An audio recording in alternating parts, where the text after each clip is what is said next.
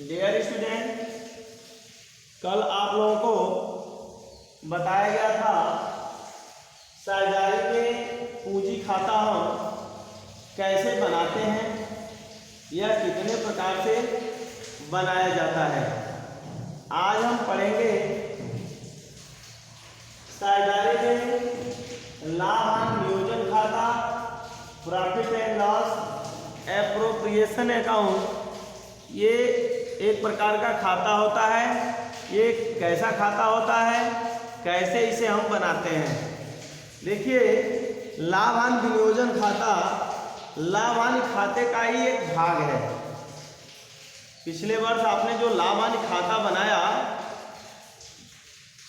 उसी का अगला स्टेप है, यानी कह सकते हैं लाभ हानि विवरण पत्र बनाने के बाद हमें इस बात की जानकारी तो मिल जाती है कि हमें शुद्ध लाभ और सकल लाभ कितना हुआ है, लेकिन हमें उसमें यदि 2 या 3 या 4 पार्टनर यदि काम कर रहे हैं तो इनके जो हुए लाभों को इनके पूंजी खाते में कैसे हम हस्तांतरित करें और उसको कैसे बांटें, आज इसे हम जानेंगे।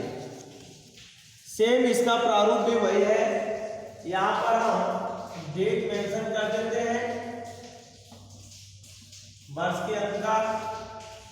इसमें भी 2 खाते होते हैं, 2 पक्ष होते हैं, डेबिट और क्रेडिट। जब ये खाता है तो डेबिट और क्रेडिट पक्ष तो होगा ही।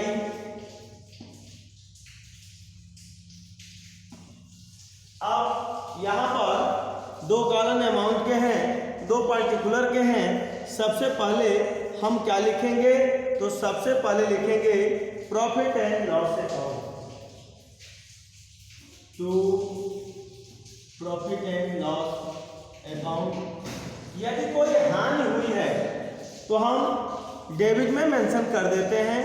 यदि लाभ हुआ है तो यहाँ पर by profit and loss account यहाँ पर मेंशन कर देते हैं। ये प्रॉफिट होता है, क्रेडिट में होगा तो प्रॉफिट, यानी प्रॉफिट यदि है, लाभ है, तो उसे हम क्रेडिट में मेंशन कर देते हैं। यदि किसी प्रकार का हानि है तो ये डेबिट, यानी ये अंडरस्टूड होना चाहिए कि यदि कहीं किसी एग्जांपल या कहीं अगर आप देख रहे हैं कि डेबिट में प्रॉफिट एंड लॉस अकाउंट है तो ये निश्चित रूप से जान लीजिए कि ये लॉस है, और यदि क्रेडिट में है तो यह जान लीजिए कि यह क्या है, प्रॉफिट है। दूसरी बात, यहां पर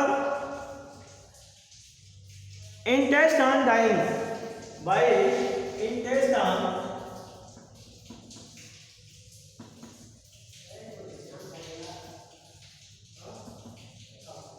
ऑन डाइंग, आहरण पर ब्याज। यदि कोई साझेदार आहरण किया है तो आहरण पर जो ब्याज होगा वो यहाँ पर हम ट्रांसफर कर लेंगे, यदि आहरण पर ब्याज है तो। उसके अलावे यदि इंटरेस्ट ऑन कैपिटल है तो हम उसे डेबिट में, इंटरेस्ट ऑन कैपिटल।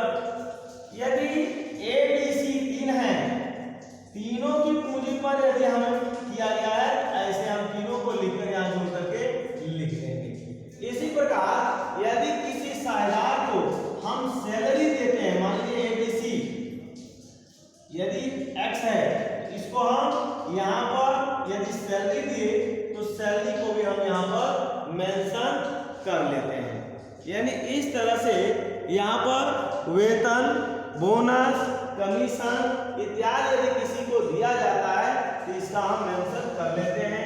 इसके बाद लास्ट में ये खाता क्लोज हो जाता है। देखते हैं प्रॉफिट यदि हुआ, यानी क्रेडिट बड़ा है, डेबिट पर छोटा है तो प्रॉफिट होगा, तो यहां लिखेंगे profit transfer to partner capital.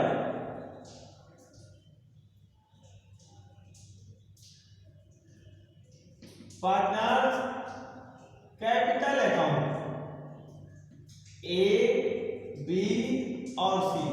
तीनों का लाभ अलग अलग बांटकर और हम यहाँ पर लिख लेते हैं। इसी तरह से तब ये ऐसे होगा,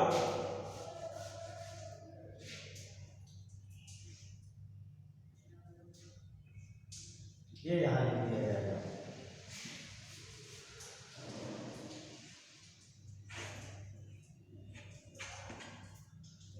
यदि इसी के जैसे यदि डेबिट बड़ा नहीं हो पाया, डेबिट ही बड़ा हो गया, क्रेडिट छोटा हो गया, यानी हानि हो गया, तो by loss transfer to partners capital account X, ABC A B और सी। अब इस तरह से हम इसको बांट लेते हैं। तो इस तरह से लाभ हानि विनियोजन खाता महत्वपूर्ण एक प्रकार का खाता होता है और इसकी सहायता से हम इसको बनाते हैं, जहां पर जो लाभ है, लाभ की स्थिति का प्रकटीकरण हो जाता है, साझेदार को कितना उसका हिस्सा मिल रहा है, इस बात की जानकारी हमें प्राप्त हो जाती है। इसके बाद अगला टॉपिक है डिस्ट्रीब्यूशन।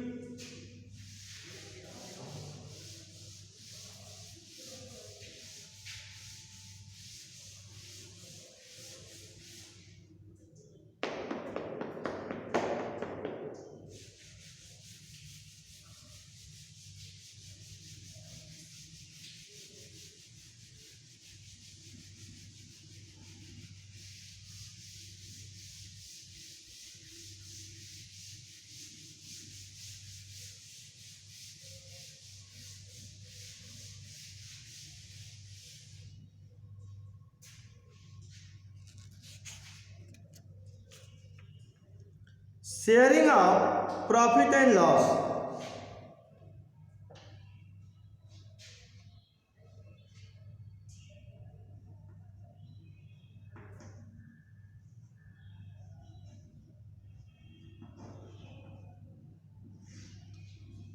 प्रॉफिट और लॉस को, लाभ हानि को हम किस अनुपात में शेयर करेंगे, यानी हम लाभ हानि कैसे बांटेंगे।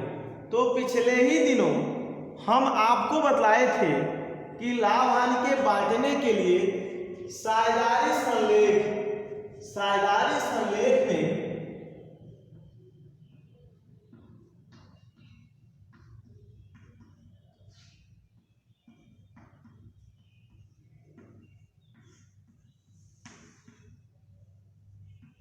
व्यवस्था दी गई होगी कि लाभ हानि का बंटवारा हम कैसे करेंगे।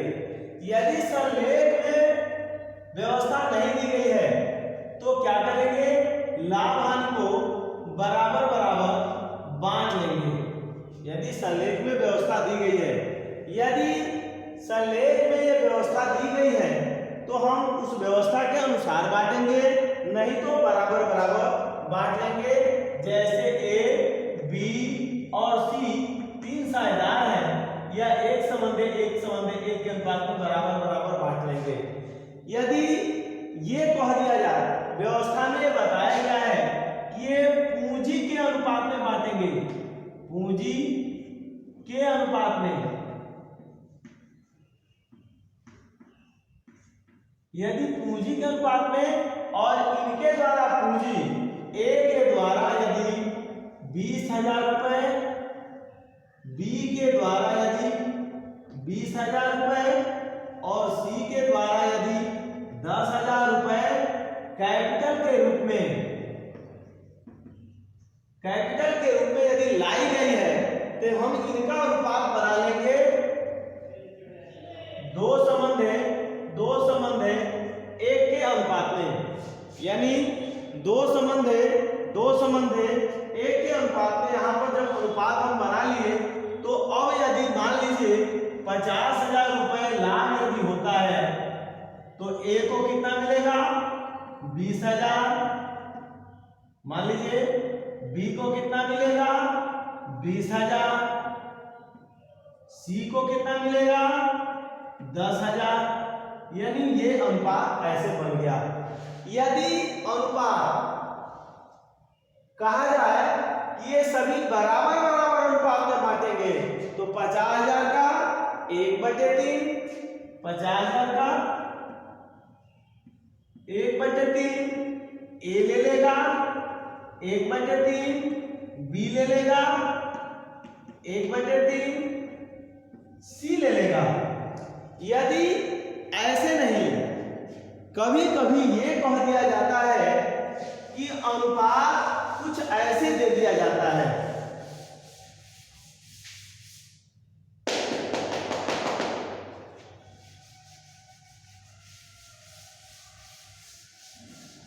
अनुपात दिया गया 1/2 ए का अनुपात है, बी का अनुपात है 1/3 और सी का अनुपात है 1/6। यहां देखिए किसी का हर बराबर नहीं है। इसको हम क्या करते हैं, हर बराबर करने के लिए 1/3 1/6, यानी पहले हम लाभ बांटने से पहले इनका हम हर बराबर करते हैं। हर बराबर करेंगे, एलसीएम 6 निकालेंगे, मिलेगा यहाँ 3 संबंध है 2 संबंध है 1, यानी 3/6 ए का हो जाएगा, दूसरे का हो जाएगा 2/6, बी का हो जाएगा और सी का 1/6 ये मिल जाएगा। यानी 3 संबंध है 2 संबंध है 1 के अनुपात में ये लाभ को बांट लेंगे। अब 50,000 रुपए लाभ यदि मान लीजिए हो गया तो 50,000 रुपए लाभ को ए अपने अनुपात में, बी अपने अनुपात में और सी अपने अनुपात में बांट लेगा।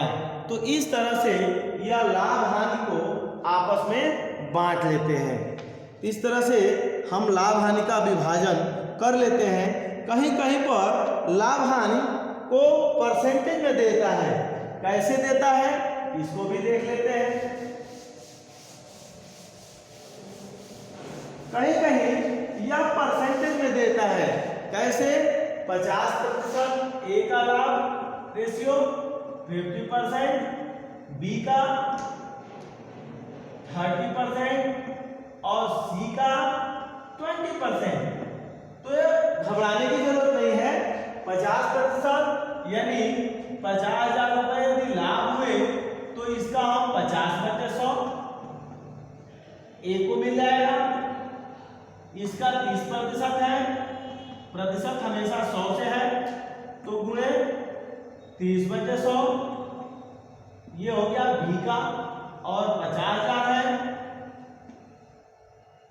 तो इसका 20/100 ये हो जाएगा सी का। ऐसे कहीं कहीं ये इस तरह से दे देता है तो वहां पर भी हम ऐसे बांट लेते हैं। कहीं कहीं पैसे में दे देता है, पैसा, यदि परसेंटेज हटाकर पैसा लिख दिया पैसे में तो हम इसको वैसे ही हल कर लेंगे, यानी ऐसे ही इसका लाभ हम निकाल लेंगे। तो इस तरह से लाभ हानि का हम बंटवारा कर लेते हैं। इस तरह से आपने देखा लाभांश विनियोजन खाता क्या है और वहां पर sharing of profit and loss यानी प्रॉफिट और लॉस को हम कैसे बांटते हैं। शेष अगले दिन।